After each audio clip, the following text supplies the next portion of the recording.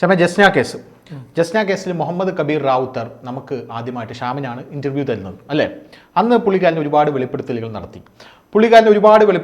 നടത്തിയ ശേഷം ജസ്ന എവിടെയാണെന്ന് ഇതുവരെ ആർക്കും അറിയില്ല. നമ്മുടെ നാട്ടിൽ നിന്നൊരു കുട്ടി കാണാതാകുന്നു, ആ കുട്ടി എവിടെയാണെന്ന് ഇതുവരെ ആർക്കും അറിയില്ല. ജസ്ന എന്ന് പറയുന്ന ഒരു പെൺകുട്ടിയാണ് അല്ലേ. കാണാതായത് ഷാമ് പറയുന്നത് പോലെ പട്ടിയോ പൂച്ചയോ ഒന്നുമല്ല, ഒരു പെൺകുട്ടിയാണ്. ആ പെൺകുട്ടി എവിടെയാണെന്ന് നമ്മുടെ മാധ്യമങ്ങൾക്കും അറിയില്ല, പോലീസിന് തീരെ അറിയില്ല, എങ്ങോട്ട് പോയെന്നറിയില്ല. അന്വേഷണം ആകെ വഴിമുട്ടി മുഴുവൻ നിൽക്കുകയാണ്. ഇടയ്ക്കിടയ്ക്ക് മാധ്യമങ്ങൾ വരുന്ന വാർത്തകൾ കണ്ട് നമ്മൾ വിചാരിക്കും ഇപ്പോൾ ജസ്നയെ കണ്ടുപിടിക്കുമെന്ന്. പക്ഷേ മാധ്യമങ്ങൾ വരുന്ന വാർത്തകളെല്ലാം ഇപ്പോഴും ഒരെണ്ണം വന്നിട്ടുണ്ട്, ഒരു പുതിയ അപ്ഡേറ്റ്. ഞെട്ടിക്കുന്ന വെളിപ്പെടുത്തൽ എന്നാണ് അവർ പറഞ്ഞിരിക്കുന്നത്. എനിക്കറിയേണ്ടത് എന്താണ് ആ ഞെട്ടിക്കുന്ന വെളിപ്പെടുത്തൽ. ഈ ഞെട്ടിക്കുന്ന വെളിപ്പെടുത്തലെങ്കിലും ജസ്നയെ കണ്ടെത്താനായിട്ട് സാധിക്കുമോ? ആ കുട്ടിയെ കണ്ടെത്തുക എന്ന് പറയുന്നത് വലിയ ബുദ്ധിമുട്ടുള്ള ഒരു കാര്യമാണ്. അങ്ങനെ ഒരാൾ ഈ ഭൂമുഖത്തുണ്ടോ എന്നുള്ള കാര്യം ഒരു വലിയ സംശയമാണ്. ഇപ്പോൾ ഈ രണ്ടു പേർക്കിടയിലുള്ള ഒരു തർക്കമാണ് ഈ ഞെട്ടിക്കുന്ന വെളിപ്പെടുത്തലായി വന്നിരിക്കുന്നത്. അതായത് മുണ്ടക്കയത്തെ ഒരു ലോഡ്ജിലെ മുൻ ജീവനക്കാരി അവർ പറയുന്നു, ഈ കാണാതാകുന്നതിന് കുറച്ച് ദിവസം മുമ്പ് ജസ്ന അവരുടെ ലോഡ്ജിൽ വന്നിരുന്നു. അവിടെ 102 നമ്പർ മുറി എടുത്തിരുന്നു. കൂടെ ഒരു വെളുത്ത് മെലിഞ്ഞ യുവാവുണ്ടായിരുന്നു. അയാൾക്ക് ഏകദേശം 25 വയസ്സ് പ്രായമുണ്ടായിരുന്നു. വന്നവർ എറണാകുളത്ത് എക്സാം എഴുതാൻ പോവുകയാണെന്ന് പറഞ്ഞാണ് വന്നത്. ജസ്ന തൻ്റെ മുഖത്ത് നോക്കി ചിരിച്ചു. അപ്പോഴാണ് ഈ പല്ലിലെ കെട്ടെന്നാണ് അവർ പറയുന്നത്, കെട്ട് കണ്ടത്. പിന്നീട് ദിവസങ്ങൾക്ക് ശേഷം പത്രത്തിൽ ജസ്നയുടെ കാണാതായി എന്നുള്ള ഫോട്ടോ കണ്ടു. ലോഡ്ജ് ഉടമയായിട്ടുള്ള ബിജുവിനോട് ഞാൻ ചോദിച്ചു, ഇത് അന്ന് ഇവിടെ വന്ന കുട്ടിയല്ലേ എന്ന് ചോദിച്ചു. അപ്പോൾ ബിജു പറഞ്ഞു, നീ നിന്റെ കാര്യം നോക്ക്, ആവശ്യമില്ലാത്തൊന്നും പറയാൻ നടക്കരുത് എന്ന് പറഞ്ഞു. പിന്നീട് ദീർഘകാലത്തിന് ശേഷം ക്രൈംബ്രാഞ്ച് തന്നെ തേടി വന്നു. താൻ ക്രൈംബ്രാഞ്ചിനോട് ഇത് പറഞ്ഞു. ക്രൈംബ്രാഞ്ചിനോട് ഇത് പറഞ്ഞതിന്റെ അടിസ്ഥാനത്തിൽ മുഹമ്മദ് കബീർ റാവുത്തർ എന്ന ഈ കേസിലെ അന്വേഷണ ഉദ്യോഗസ്ഥനായിട്ടുള്ള DYSP, അതായത് നമുക്ക് ഇന്റർവ്യൂ തന്ന അദ്ദേഹം, ഈ ലോഡ്ജിന്റെ ഉടമയായിട്ടുള്ള ബിജുവിനെ പത്തനംതിട്ടയിലേക്ക് വിളിച്ചു വരുത്തുകയും ചോദ്യം ചെയ്യുകയും ചെയ്തിരുന്നു. അതിനുശേഷം ചോദ്യം ചെയ്ത ശേഷമാണ് വിട്ടയച്ചത് എന്നതാണ്. ഇത്രയുമാണ് ഇന്നലെ ഈ പറയുന്ന ജീവനക്കാരി പറഞ്ഞ ഒരു പ്രധാനപ്പെട്ട കാര്യം. ഈ ലോഡ്ജിന്റെ, ഇത് മുണ്ടക്കയത്തുള്ള ലോഡ്ജാണ്. ഈ ലോഡ്ജിന്റെ ഓപ്പോസിറ്റായി സെന്റ് തോമസ് എന്ന് പറയുന്ന ഒരു തുണിക്കടയുണ്ട്. ആ തുണിക്കടയുടെ CCTVയിൽ നിന്നാണ് ഏറ്റവും അവസാനം ജസ്നയുടെ ദൃശ്യം അന്വേഷണ സംഘമായിട്ടുള്ള ക്രൈംബ്രാഞ്ചിന് ലഭിച്ചത്. ആ ഒരു ദൃശ്യമാണ് ഏറ്റവും അവസാനം ഉള്ളത്, ഇവരുടെ പക്കൽ ഉള്ളത്. അങ്ങനെ വെച്ച് നോക്കുമ്പോൾ ഈ ജീവനക്കാരിയുടെ മൊഴി, അതായത് ഇവർ ലോഡ്ജിൽ വന്നു എന്നുള്ള മൊഴിയിൽ വിശ്വാസയോഗ്യമാണ് എന്ന് നമുക്ക് പറയേണ്ടി വരും. കാരണം ഇത് ഈ ലോഡ്ജിന് അടുത്തുണ്ടായിരുന്നു. പിന്നെ മാത്രമല്ല, ഈ ലോഡ്ജടക്കം എല്ലാ ലോഡ്ജുകളിലും പരിശോധന നടത്തിയിരുന്നു. ഇതിൽ ക്രൈംബ്രാഞ്ച് ഈ ലോഡ്ജിൽ പരിശോധന നടത്തിയപ്പോൾ ഈ ലോഡ്ജിലെ പല രേഖകളിലും ഈ പറയുന്ന ലോഡ്ജിൽ വരുന്നവരുടെ പേരും അഡ്രസ്സും കൂടുതലും രേഖപ്പെടുത്തുന്നില്ല. അതിൻ്റെ ഒരു പോരായ്മയായി ക്രൈംബ്രാഞ്ച് എന്ന് കണ്ടെത്തിയിരുന്നു. പക്ഷേ ഇവർ കമ്പ്യൂട്ടർ അല്ല ഉപയോഗിക്കുന്നത്, സിസ്റ്റം അല്ല ഉപയോഗിക്കുന്നത്, പകരം ബുക്കാണ്, ഇപ്പോഴും ബുക്കാണ് ഉപയോഗിക്കുന്നത്, രജിസ്റ്ററാണ് ഉപയോഗിക്കുന്നത്. രജിസ്റ്റർ ഉപയോഗിക്കുമ്പോൾ ഉണ്ടാകുന്ന ഒരു കാരണം, ഇവർ നൽകുന്ന ഈ റൂം എടുക്കുമ്പോൾ നൽകുന്ന ID പ്രൂഫ് ഉണ്ടല്ലോ, ഈ ID പ്രൂഫ് സിസ്റ്റം ആണെങ്കിൽ സിസ്റ്റത്തിൽ കയറും, അത് സിസ്റ്റത്തിൽ കയറ്റിയിടും. അങ്ങനെയാണ് ചെയ്യാറുള്ളത് ഭൂരിഭാഗം ഇടത്തും. പക്ഷേ ബുക്കാകുമ്പോൾ എന്ത് ചെയ്യും, കുറച്ചു കാലം കഴിയുമ്പോൾ ഈ പറയുന്ന ID പ്രൂഫ് എന്ത് ചെയ്യും, അവരെടുത്ത് കളയും. അപ്പോൾ 2 വർഷം വരെ സൂക്ഷിച്ച് വെച്ചേക്കണോന്ന് നിയമം എന്നാണ് എനിക്ക് തോന്നുന്നത്. ഉണ്ട്, പക്ഷെ അതൊന്നും ഇവർ പാലിക്കുന്നില്ല. അവർ പറയും ചെതലിച്ചു പോയെന്നും നഷ്ടപ്പെട്ടു പോയെന്നും ഒക്കെ പറയാം. ചിലപ്പോൾ അങ്ങനെ ഒരു കാര്യം തന്നെ അട്ടിമറിച്ച് കളയും. അപ്പോൾ ഇതാണ് അവിടെ സംഭവിച്ചിരിക്കുന്ന ഒരു കാര്യം. അപ്പോൾ ജസ്നയുടെ അച്ഛനായിട്ടുള്ള ജെയിംസ് പറയുന്നത്, ഈ യുവതി പറയുന്നത്, ഈ ജീവനക്കാരി പറയുന്നത് തെറ്റാണ്, പൂർണ്ണമായും തെറ്റാണ്. കാരണം അന്നേ ദിവസം ജസ്ന തൻ്റെ മകൾ വീട്ടിൽ തന്നെ ഉണ്ടായിരുന്നു. ഈ യുവതി ഇത് പറയാനുള്ള കാരണം, ഈ യുവതി കേസിനെ അട്ടിമറിക്കാൻ എന്തുകൊണ്ടോ താല്പര്യം വെച്ചുകൊണ്ട് കേസിനെ അട്ടിമറിക്കാൻ ശ്രമിക്കുന്നു എന്നാണ് ഇവർ പറഞ്ഞിരിക്കുന്നത്. ഇപ്പോൾ ഏറ്റവും അവസാനം, ഇന്നിപ്പോൾ വന്നിരിക്കുന്ന ഏറ്റവും അവസാനത്തെ അപ്ഡേഷൻ, CBI ഇവരെ വിളിച്ചു വരുത്തും. CBI ഇവരോട് വരാൻ നോട്ടീസ് കൊടുത്തു. ഇനി ഇവരെ ചോദ്യം ചെയ്യും. അത് ചോദ്യം ചെയ്യൽ ഇവരുടെ സ്റ്റേറ്റ്മെന്റ് CBI എടുക്കും. ഇതുവരെ CBI ഇവരുടെ സ്റ്റേറ്റ്മെന്റ് എടുത്തിട്ടില്ല ഈ കേസിൽ ഇതുവരെയും. അതെന്തുകൊണ്ടാണ് ഇത്രയും കാലം കഴിഞ്ഞിട്ടും ക്രൈംബ്രാഞ്ച് സ്റ്റേറ്റ്മെന്റ് എടുത്ത ഒരാളുടെ അടുത്തേക്ക് ഈ CBI എങ്ങനെ എത്താതിരുന്നു? CBI കേസ് വന്നിട്ട് ഒരുപാട് കാലം അന്വേഷിച്ച ശേഷമാണ് കഴിഞ്ഞ 2 മാസങ്ങൾക്ക് മുമ്പ് ഇവിടുത്തെ CJI കോടതിയിൽ കൊണ്ടുപോയി ജസ്ന എവിടെയാണെന്ന് കണ്ടെത്താൻ ഞങ്ങൾക്ക് സാധിക്കുന്നില്ല, കാരണം കേരള പോലീസ് ഈ കേസ് ആദ്യഘട്ടത്തിൽ തന്നെ അട്ടിമറിച്ചതാണ്, ഞങ്ങൾക്കിത് കണ്ടെത്താൻ സാധിക്കുന്നില്ല എന്ന് പറഞ്ഞുകൊണ്ടാണ്, ജസ്നയെ ജീവിച്ചിരിപ്പുണ്ടോ ഇല്ലയോ എന്ന് പോലും പറയാൻ പറ്റുന്നില്ല എന്ന് പറഞ്ഞാണ് CBI കൊണ്ടുപോയി CJI കോടതിയിൽ റിപ്പോർട്ട് കൊടുത്തത്. അപ്പോൾ കേസ് അവസാനിപ്പിക്കാനായിരുന്നു ഉള്ള റിപ്പോർട്ടാണ് കോടതിയിൽ കൊണ്ടുപോയി CBI കൊടുത്തത്. CBI കൊടുത്ത സമയത്താണ് ജെയിംസ് എന്ന് പറയുന്ന ഇവരുടെ പിതാവ് ജസ്നയുടെ പിതാവ് കൊണ്ടുവന്ന് എനിക്ക് കുറച്ച് കാര്യങ്ങൾ ഞാൻ ഒരു സ്വകാര്യ ഏജൻസി വെച്ച് ഒരു അന്വേഷണം നടത്തി. ആ അന്വേഷണത്തിൽ എൻ്റെ കുട്ടിക്ക് ഒരു സുഹൃത്തുണ്ട്, ഒരു ആൺ സുഹൃത്ത്, നമ്മളൊന്നും അറിയാത്ത, ഇതുവരെ പുറത്തു വരാത്ത ഒരു സുഹൃത്തുണ്ട്. ആ സുഹൃത്തിനൊപ്പം ഒരു പ്രത്യേക ആരാധനാ കേന്ദ്രത്തിൽ എല്ലാ വ്യാഴാഴ്ചയും ജസ്ന പോകാറുണ്ടായിരുന്നു. ഞങ്ങളുടെ അനുവാദം ഇല്ലാതെയാണ് ജസ്ന ഇങ്ങനെ പൊയ്ക്കൊണ്ടിരുന്നത് എന്ന് പറഞ്ഞുകൊണ്ട് അതിനെയൊക്കെ സാധൂകരിക്കുന്ന കുറച്ച് ഫോട്ടോഗ്രാഫ്സ് അടക്കം കൊണ്ടുവന്ന് മുദ്രവെച്ച കവറിൽ, കോടതി പറഞ്ഞു മുദ്രവെച്ച കവറിൽ തരാൻ പറഞ്ഞു. മുദ്രവെച്ച കവറിൽ കോടതിയിൽ ഇത് കൊടുത്തു. ആ റിപ്പോർട്ട് കോടതി പരിശോധിച്ച ശേഷം ഇതിൽ അന്വേഷിക്കേണ്ടതുണ്ട് എന്ന് മനസ്സിലാക്കിക്കൊണ്ട് CJMലെ ജസ്റ്റിസ് നേരെ CBI അടുത്ത് പറഞ്ഞു, നിങ്ങളിത് പുനരന്വേഷിക്കണം, ഈ കേസ് ഇതിൽ അന്വേഷിക്കേണ്ട കാര്യമുണ്ട് എന്ന് പറഞ്ഞ് ഈ ഫോട്ടോഗ്രാഫ്സ് അടക്കമുള്ള തെളിവുകളാണ് CBIക്ക് കൈമാറിയത്. CBI അതിനുശേഷം വീണ്ടും ഇത് റീഓപ്പൺ ചെയ്തിരിക്കുകയാണ്. ഈ റീഓപ്പൺ ചെയ്ത ഈ കേസ് വീണ്ടും റീഇൻവെസ്റ്റിഗേറ്റ് ചെയ്തുകൊണ്ടിരിക്കുന്ന സമയത്താണ് ഈ യുവതിയുടെ സ്റ്റേറ്റ്മെന്റ് വന്നിരിക്കുന്നത്. ഇനി ഇതിന്റെ മറ്റൊരു വശമുണ്ട്. ഈ ബിജുവും, അതായത് ലോഡ്ജ് ഉടമയും ഈ യുവതിയും തമ്മിൽ ഒരു കേസ് നടക്കുന്നുണ്ട്. അത് അട്രോസിറ്റിയാണ്. Atrocity, Dalit SC/ST atrocity act പ്രകാരമുള്ള കേസാണ് നടക്കുന്നത്. ബിജു തന്നെ ജാതിപ്പേര് വിളിച്ച് അധിക്ഷേപിക്കുകയും ആക്രമിക്കാൻ ശ്രമിക്കുകയും ചെയ്തു എന്നാണ് ഈ യുവതിയുടെ പരാതി. അതിന്റെ അടിസ്ഥാനത്തിലാണ് അങ്ങനെ ഒരു FIR ബിജുവിനെതിരെ ഇട്ട് കേസ് നടന്നുകൊണ്ടിരിക്കുന്നത്. ഇവർ തമ്മിൽ അങ്ങനെ ഒരു നിയമവ്യവഹാരം നടന്നുകൊണ്ടിരിക്കുകയാണ്. അപ്പോൾ ബിജു പറയുന്ന ഒരു കാരണം, ഇവർക്ക് തന്നോട് പകയുണ്ട്.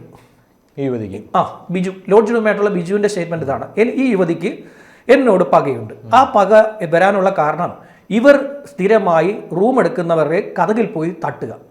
റൂം എടുത്ത് ആരെങ്കിലും റൂം എടുക്കുകയാണെങ്കിൽ ആ റൂമിന്റെ കതകിന് പോയി ഇവർ തട്ടും. പിന്നെ അവരിൽ നിന്നൊക്കെ പണം, ഈ വരുന്നവരിൽ നിന്നൊക്കെ പണം ആവശ്യപ്പെട്ട് മേടിക്കും. എന്തിനാണ് ചോദിക്കുന്നവര്? ഇല്ല, അവരുടെ കയ്യിൽ നിന്ന് പൈസ ആവശ്യപ്പെടുന്നു. അത് പല പല തരത്തിലുള്ള ആളുകളായിരിക്കുമല്ലോ വരുന്നത്, ലോഡ്ജും ഹോട്ടലും ഒക്കെ ആകുമ്പോൾ. അപ്പോൾ ചിലപ്പോൾ ഏതെങ്കിലും മാർഗം ഉപയോഗിക്കുന്നതെന്നൊക്കെ ആയിരിക്കും പറഞ്ഞത്. അതിനകത്ത് വ്യക്തത അയാൾ പൂർണ്ണമായും പറയുന്നില്ല. ഇതാണ് ബിജു പറയുന്ന ഒരു സ്റ്റേറ്റ്മെന്റ്. മാത്രമല്ല, ഇവർ ഞാൻ പറഞ്ഞു വിട്ടപ്പോൾ ഇവർ എന്നോട് പറഞ്ഞത് എനിക്ക് 5 ലക്ഷം രൂപയും വീടും നിർമ്മിച്ചു തരണമെന്ന് പറഞ്ഞത്. ഈ യുവതി പറഞ്ഞു, ഇല്ലെങ്കിൽ നിങ്ങളെ ഞാൻ കേസിൽ കൊടുക്കുമെന്ന് പറഞ്ഞിട്ടുണ്ട് എന്നാണ് ഈ ബിജുവിന്റെ സ്റ്റേറ്റ്മെന്റ്. ബിജുവും ജെയിംസും ഈ യുവതിയുടെ, ഈ പറയുന്ന സ്ത്രീയുടെ മൊഴി പൂർണ്ണമായും തള്ളിക്കളയുകയാണ്. അതേസമയം CBI ഇവരുടെ സ്റ്റേറ്റ്മെന്റ് എടുക്കാൻ തീരുമാനിക്കുകയും ചെയ്തിട്ടുണ്ട്. ക്രൈംബ്രാഞ്ച് ഒരു തവണ സ്റ്റേറ്റ്മെന്റ് എടുത്തതാണ്. അതിനുശേഷമാണ് ക്രൈംബ്രാഞ്ച് സ്റ്റേറ്റ്മെന്റ് എടുത്ത ശേഷമാണ് ബിജുവിനെ ചോദ്യം ചെയ്യാൻ വിളിപ്പിച്ചപ്പോഴാണ് ബിജു ഇവരെ ലോഡ്ജിൽ നിന്നും പറഞ്ഞു വിട്ടത്. ഇത് പല പല തരത്തിലേക്ക് പോവുകയാണ്. അതായത് ഓരോ വ്യക്തികൾ അവരുടെ സ്വകാര്യ താല്പര്യങ്ങൾക്ക് വേണ്ടി ജസ്ന കേസെടുത്ത് ഉപയോഗിക്കാൻ ശ്രമിക്കുന്നു എന്ന സംശയമുണ്ട്. അങ്ങനെ ഉപയോഗിച്ചു കഴിഞ്ഞാൽ ഈ കുട്ടിയെ ഒരു കാലത്തും കണ്ടെത്താൻ സാധിക്കില്ല. ഒരു സമയത്ത് ധനുഷിന് ഓർമ്മയുണ്ടോ, ഒരു കാര്യവുമില്ലാതെ ക്രൈംബ്രാഞ്ച് ഓഫീസിലോട്ട് കോളുകളുടെ ബഹളമായിരുന്നു. ഞങ്ങൾ ജസ്ന അവിടെ കണ്ടു, ഇവിടെ കണ്ടു, വെറുതെ വായി തോന്നുന്നത് വിളിച്ചു പറയാം. മാധ്യമങ്ങൾക്ക് പരസ്യമായിട്ട് രംഗത്തെത്തിയേണ്ടി വന്നു, നിങ്ങൾ കണ്ടു ജസ്ന. ഇപ്പോഴും നമ്മൾ സോഷ്യൽ മീഡിയയിൽ ജസ്ന അടിച്ചു നോക്കി കഴിഞ്ഞാൽ ജസ്നയുടെ രൂപസാദൃശ്യമുള്ള പലരുടെ ചിത്രങ്ങൾ, ഒരുപാട് ചിത്രങ്ങൾ വരും. നമ്മൾക്കതെടുത്ത് ഉപയോഗിക്കാൻ പറ്റില്ല. ഇതിൽ ഏതാ ജസ്നയെന്ന് നമ്മൾ പോലും അത്ഭുതപ്പെട്ടു പോകും. അപ്പോൾ പലരും വിളിച്ചിട്ട് ഒരു സമയത്ത് ഇങ്ങനെ, ഈ അന്വേഷണം വഴിതെറ്റിച്ച ഈ നാട്ടുകാരാണെന്നേ, അന്വേഷണം നേരെ ചൊവ്വേ പൊക്കോണ്ടിരുന്ന അന്വേഷണ സംഘത്തിന് പിന്നെ സമയമില്ല. അന്വേഷണ സംഘത്തിന് സമയമില്ലാതെ അന്വേഷണ സംഘത്തെ വിളിച്ചിട്ട് ഇവിടെ നിൽക്കുന്ന ജസ്റ്റ് ഒരു കുട്ടി എക്സാം എഴുതാൻ പോയ കുട്ടിയെ ഒരു പിടിച്ചു നിർത്തി. ആ കുട്ടിക്ക് എക്സാം എഴുതാൻ അവസാനം പോലീസ് ആ കുട്ടിയെ എക്സാം ഹാളിൽ കൊണ്ടാക്കേണ്ടി വന്നു. ജസ്നയാണെന്ന് പറഞ്ഞ് ഇവന്മാർ പിടിച്ചു നിർത്തി. ജസ്നയാണെന്ന് പറഞ്ഞു. എന്ത് ഇവന്മാർക്ക് ഒരു ആഘോഷവും ഒരു രസവും, ക്രൈംബ്രാഞ്ചിന്റെ സമയം കളയിക്കുക എന്നുള്ളത്. അതിനുശേഷം വന്നിട്ടാണ് ഈ ടോമിൻ ജെ തച്ചങ്കരി വന്ന് ഈ കേസ് കൂടുതൽ കുളമാക്കിയത്. ടോമിൻ ജെ തച്ചങ്കരി എന്ന് പറഞ്ഞ ഒരു രഹസ്യ കേന്ദ്രത്തിൽ ജസ്ന ജീവിക്കുന്നുണ്ട്. കൊറോണ ആയതുകൊണ്ട് ഞങ്ങൾക്ക് ഇപ്പോൾ പോയി പിടിക്കാൻ പറ്റില്ല, കൊറോണ കഴിയട്ടെ, ഞാൻ ഉടൻ തന്നെ ഒരു തുമ്പുണ്ടാക്കി വെച്ചിട്ടുണ്ടെന്ന് പറഞ്ഞു. CBI ഈ കേസിൽ അന്വേഷണം, അതിന് പിന്നാലെയാണ്, അതിന് കുറച്ച് നാൾക്ക് ശേഷം പിന്നെ ഉത്തരവില്ലാതായപ്പോഴാണ് ഇത് CBIക്ക് വിട്ടത്. CBIക്ക് വിട്ടപ്പോൾ CBI പറഞ്ഞത് എന്തോ, അത് ഒരു ഇല്ലാക്കഥയാണ്, ഒരു ഇമാജിനറി വേൾഡാണ് തച്ചങ്കരിയുടേത്. അത് അദ്ദേഹത്തിന് അദ്ദേഹത്തിന് ഈ കേസിൽ മീഡിയ അറ്റൻഷൻ കുറഞ്ഞപ്പോൾ അദ്ദേഹത്തിന്റെ സഹപ്രവർത്തനായിട്ടുള്ള KG സൈമണും, ഇവർക്ക് രണ്ടുപേർക്കും സർവീസ് പിന്നെ അധികമില്ല. അപ്പോൾ ഇങ്ങനെ ഇതിൽ നിറഞ്ഞു നിൽക്കണം, അതിനുവേണ്ടി ഈ കേസിനെടുത്ത് ഉപയോഗിച്ചു. ഇവരെല്ലാവരും പല ചാനലുകളിലും വന്നിരുന്ന് ഈ പറയുന്ന വിദഗ്ധരായി സംസാരിച്ചുകൊണ്ടിരിക്കുമ്പോൾ ഇവരൊക്കെ അട്ടിമറിച്ച് കളഞ്ഞ കേസുകളുടെ എണ്ണം എടുക്കണം. ഒരുപാട് കേസുകൾ ഈ അന്വേഷണ ഉദ്യോഗസ്ഥർ ഈ രണ്ടുപേരും അട്ടിമറിച്ച് കളഞ്ഞിട്ടുണ്ട്. ഇവരുടെ പേരിൽ ആകപ്പാടെ KG സൈമന്റെ പേരിലുള്ള കൂടത്തായി ജോളിയുടെ കേസ്, അത് അന്നത്തെ ഒരു സ്പെഷ്യൽ ബ്രാഞ്ചിലെ ഉദ്യോഗസ്ഥന്റെ ബുദ്ധിയാണത്, SIയുടെ ബുദ്ധിയാണത് കണ്ടുപിടിച്ചത്. അദ്ദേഹമാണ് ഇത് വ്യാപകമായി അന്വേഷിച്ച് ഇതിന്റെ തെളിവും കാര്യങ്ങളെല്ലാം കൊണ്ടുവന്നത്. ഇത് ഇദ്ദേഹം എടുത്ത് അവിടെ കൊടുത്തേ ഉള്ളൂ. തൻ്റെ മുന്നിൽ വന്ന പരാതി ഇദ്ദേഹം എടുത്ത് പുള്ളിക്ക് കൊടുത്തു. അദ്ദേഹം അത് അന്വേഷിച്ചു. എന്നിട്ട് അദ്ദേഹത്തിൻ്റെ റിപ്പോർട്ടിൽ വിശ്വാസമില്ലാതിരുന്ന ഇരിക്കവേ പിന്നെ ഇദ്ദേഹം വീണ്ടും ഒരു DYSP വെച്ച് അന്വേഷിച്ചപ്പോൾ ആ DYSP ശരിയാണെന്ന് കണ്ടെത്തി. അതിനുശേഷമാണ് ഇദ്ദേഹം അതിലൊരു ലീഡിങ് ക്യാരക്ടറായിട്ട് മാറിയത്. അതായത് ഒരു കേസ് കുത്തി പൊങ്ങിക്കഴിഞ്ഞു, ഇനിയിപ്പോൾ അതിൽ പോയി ഇടപെട്ട് കളയാം എന്ന രീതിയിലാണ്. അല്ലാതെ ഇതിപ്പോൾ ഇവരൊക്കെ വ്യക്തി താല്പര്യങ്ങൾക്ക് വേണ്ടി ഉപയോഗിച്ചൊരു കേസാണ്. ഇത് വ്യക്തി താല്പര്യങ്ങൾക്ക് വേണ്ടി ഉപയോഗിച്ച് കഴിഞ്ഞാൽ ഈ കുട്ടിയെ ഒരു കാലത്തും കണ്ടുപിടിക്കാൻ സാധിക്കില്ല. ഇനി മറ്റൊരു സംഭവമുണ്ട്. ഇതിന് ഏതാണ്ട് ഒരു 25 കിലോമീറ്റർ ചുറ്റളവിൽ ഒരു റബ്ബർ തോട്ടത്തിൽ കഴിഞ്ഞ കുറച്ച് ദിവസങ്ങൾക്ക് മുമ്പ് ഒരു അസ്ഥികൂടം കണ്ടെത്തിയിട്ടുണ്ട്.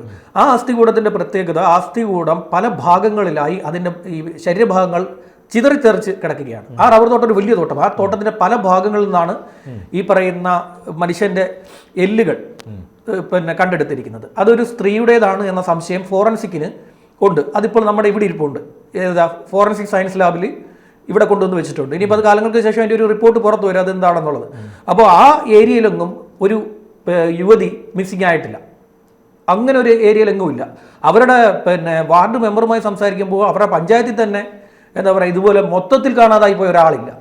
പലരും പിന്നെ കാണാതായിട്ടുണ്ടെങ്കിലും അവരെ പറ്റിയൊക്കെ സൂചനകളും കാര്യങ്ങളും ഒക്കെ ഉണ്ട്. ഇത് പക്ഷേ പൂർണ്ണമായിട്ട് എന്താ പറയുക, അങ്ങനെ ഒരാളില്ല, ഒരു തുമ്പുമില്ലാതെ അങ്ങനെ പോയിട്ടുള്ള ഒരു മനുഷ്യനുമില്ല. അപ്പോൾ അതിനകത്ത് ആ ചുറ്റളവ് നോക്കുമ്പോൾ അതിനകത്ത് വരുന്ന ഒരാൾ ഈ ജസ്ന മാത്രമേ ഉള്ളൂ. അപ്പോൾ ഈ കുട്ടി ജീവിച്ചിരിപ്പുണ്ടെങ്കിലും മരിച്ചെങ്കിലും അതിന് തെളിവ് വേണം. കാരണം ഈ കുട്ടി ജനിച്ചതാണ്. ഈ ഭൂമിയിൽ ജനിച്ച കുട്ടി അത് മരണപ്പെട്ടാലും അത് ജീവിച്ചിരുന്നെങ്കിലും അതിന് തെളിവ് വേണ്ടേ? അതും അറിയാതെ നമ്മൾ എങ്ങനെയാണ് മുന്നോട്ട് പോവുക? ഇതൊരു വലിയ സംശയമാണ്. ഇപ്പോൾ ഇടയ്ക്ക് ഒരു വലിയ ഒരു ഇതുണ്ടായിരുന്നു. മലപ്പുറത്ത് ഈ വെച്ചൂച്ചിറ പോലീസ് സ്റ്റേഷനിലേക്ക് ഒരു കോൾ വന്നു.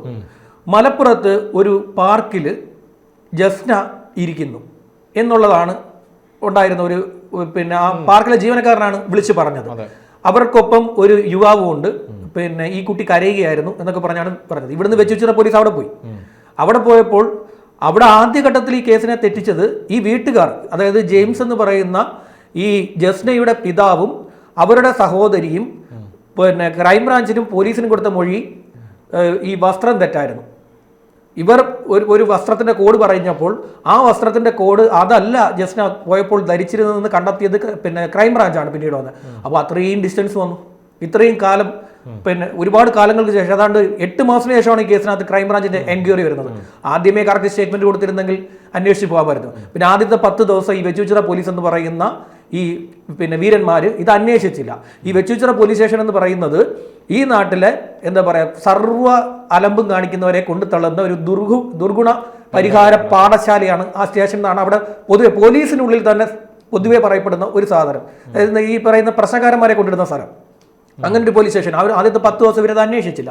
ഇതൊക്കെയാണ് ഇപ്പോൾ ഈ കേസിൽ സംഭവിച്ചിരിക്കുന്നത്. അപ്പോൾ ഈ യുവതി പറയുന്നതിൽ ഒരു ഭാഗത്ത് നമുക്ക് വിശ്വാസയോഗ്യമാണെന്ന് പറയാനുള്ള കാരണം ആ CCTVയിൽ കണ്ടത് എന്തായി പിന്നെ ഈ പറയുന്ന ലോഡ്ജിന് അടുത്തുള്ള CCTV ആണ്. അപ്പോൾ അവിടെ വന്ന് അങ്ങനെയാണെങ്കിൽ ആ യുവതി പറയുന്നത് ശരിയാണെങ്കിൽ ഈ വന്ന 25 വയസ്സുകാരനായിട്ടുള്ള യുവാവ് അതാണോ ഈ ജെയിംസ് പറയുന്ന ആൾ? ജെയിംസ് പറയുന്നത് ഒരു യുവാവിനാണ് ഇതെല്ലാം ചെയ്തു വെച്ചിരിക്കുന്നതാണ്. അജ്ഞാതനായിട്ടുള്ള യുവാവ് ആണ് അയാളുടെ മുന്നിൽ, അതായത് ജെയിംസിന് മുന്നിൽ. മാത്രമല്ല ഒരു പ്രത്യേക പിന്നെ പ്രാർത്ഥനാ കേന്ദ്രം, ആ പ്രാർത്ഥനാ കേന്ദ്രത്തിൽ വ്യാഴാഴ്ച ദിവസം ജസ്ന പോകുന്നു. ഈ വ്യാഴാഴ്ചയും ഈ പറയുന്ന പ്രാർത്ഥനാ കേന്ദ്രവും തമ്മിലുള്ള ബന്ധം എന്താണെന്ന് മനസ്സിലാകുന്നില്ല. ഏതായാലും കേസ് വളരെ വിപുലമായി അന്വേഷിക്കണം. കുട്ടി ജീവിച്ചിരിപ്പുണ്ടോ ഇല്ലയോ എന്നുള്ളത് കണ്ടെത്തണം.